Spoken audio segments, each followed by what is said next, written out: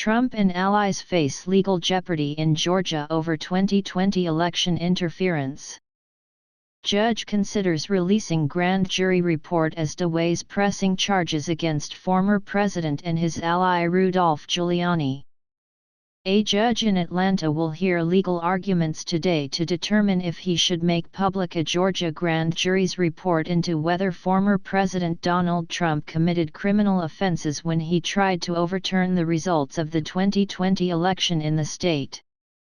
Before the special purpose grand jury was dissolved 2 weeks ago after months of hearings, its members recommended releasing its findings while the Fulton County District Attorney who launched the investigation, Fani Willis, decides whether to press charges against Trump.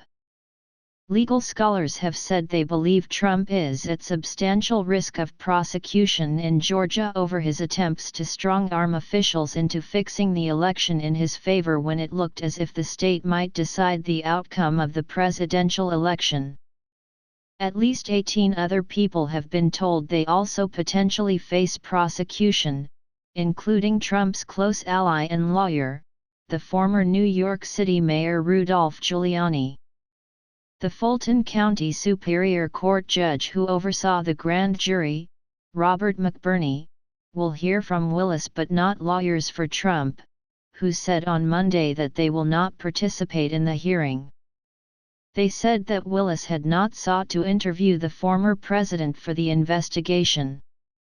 Therefore, we can assume that the grand jury did their job and looked at the facts and the law, as we have, and concluded there were no violations of the law by President Trump, the lawyers said in a statement. Willis's office has not said what its position will be at the hearing, but the prosecutor may see an advantage in releasing at least part of the report if she intends to press ahead with charges. The rarely used special purpose grand jury cannot issue indictments.